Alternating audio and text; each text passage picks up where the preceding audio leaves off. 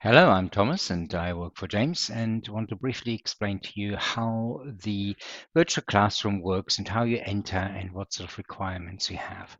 The first thing you have to know is that you need Firefox or Chrome to enter any of the classrooms. Other browsers might work, but at the moment these are the two safest ones. And if it doesn't work in any of these two browsers, you're unlikely to succeed in any other browser. Most of the times, about 95 to 98% of the time, there aren't any problems. Should you have problems, however, you can write to me and I will send you my email address, if you should have problems. So let us begin. You have two versions here. One is the HTML5 version, the other one is the Flash version. For now, we're going to try the HTML. There are basically two different systems, and for now, the better system is the HTML5, but I'm aware that not everybody has had luck getting into there. So we will try that and see if it works. So it's very simple. You just enter your name. My name is Thomas, so and then you just press join. Okay, you're then waiting for this to come up, and it's asking you, I've got a German version. If you have an English computer, you get an English version, and it's asking whether you want to join the conference with a microphone or if you just want to listen. In our case, of course, we want to join with a microphone because we actually want to be able to talk to the teacher. So with microphone, you will now, once you've clicked on it, an echo test will appear and you have to wait till you can hear your own voice. If you can't hear your own voice in the echo test, then the audio is not working. It can take a few seconds, sometimes even a minute. So be patient.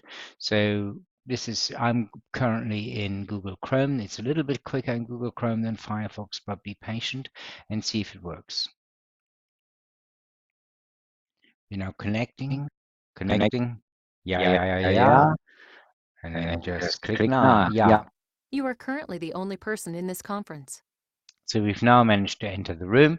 We've clicked yes, and you have the microphone symbol both here and down here, where you can mute the microphone. When the microphone works, you can see it's kind of flashing on and off. It just means that you're talking. When you stop talking, it will stop as well.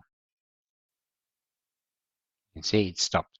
Okay, excellent. You have the option to switch on a camera, which will not work because at the moment I'm using one with this computer, but you just click on here, then you have a camera coming up here, and then you just allow it to join the to join the session.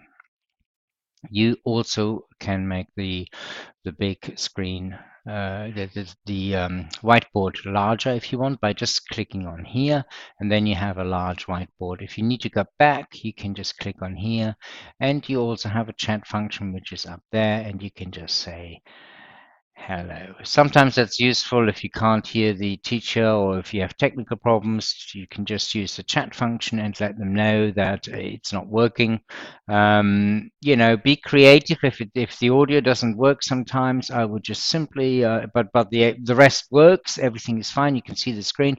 Then I would suggest that you just exchange phone numbers and simply just say, okay, let's do it by phone. That's often the easiest way to solve the audio problem. As I said, 95 to 98% of the time, it's absolutely perfect. But there are instances, and sometimes particularly companies tend to be more security conscious, and it doesn't work. So be aware of that. I mean, if you use your own computer, I would be surprised if it doesn't work. So this is one of the versions you can use, and if this doesn't work, there is the second version, which I will also briefly show just to get in. It's the same principle, but this is based on Flash. Some of you will be familiar of what that means. YouTube used to be based on Flash, and lots of games used to be games based on Flash. It's just a different technology, pretty much achieving the same thing, but it's a little bit outdated now, and there have been some security concerns with this one, so it's not quite so popular, but it works quite well. If, for example, you can't get into the HTML5 version, try this one. So we do the same. The principle is exactly the same as I just showed you. You have an echo test coming up. You have to allow Flash. I've already allowed it, that's why it's not asking me this time. But you have to allow Flash, and then up here you will get a little icon asking you to allow it again, and you have to allow that. And once you've done that, you will get into the room just the same as I just did. And you just say, with microphone again, you click on that, and then you'll get an echo test. Echo 1 2, echo 1 2, echo 1 2. Okay, there it is. You are currently the only person in this conference. You just say yes. You just click this away. That's not relevant to you. You've got a microphone symbol up here. You can mute yourself there. You are now muted. Or you can do it directly here as well. You are now muted. You are now unmuted. The chat function is down there where my head is at the moment. You can write messages there. Same principle. And communicate with the teacher. Particularly useful if you have any problems. The shared notes thing is not quite as easy to enter, and I won't show you there.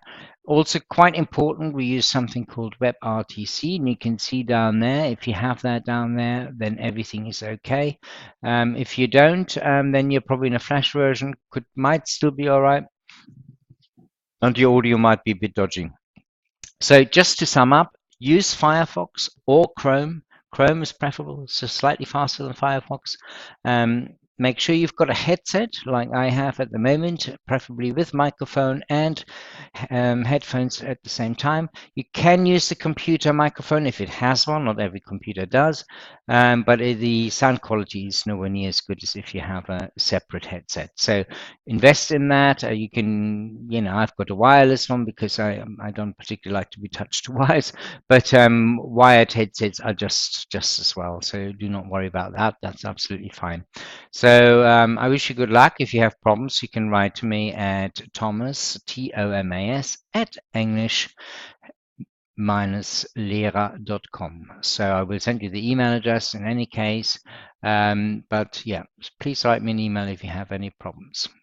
Good luck and bye-bye from english-lehrer.com.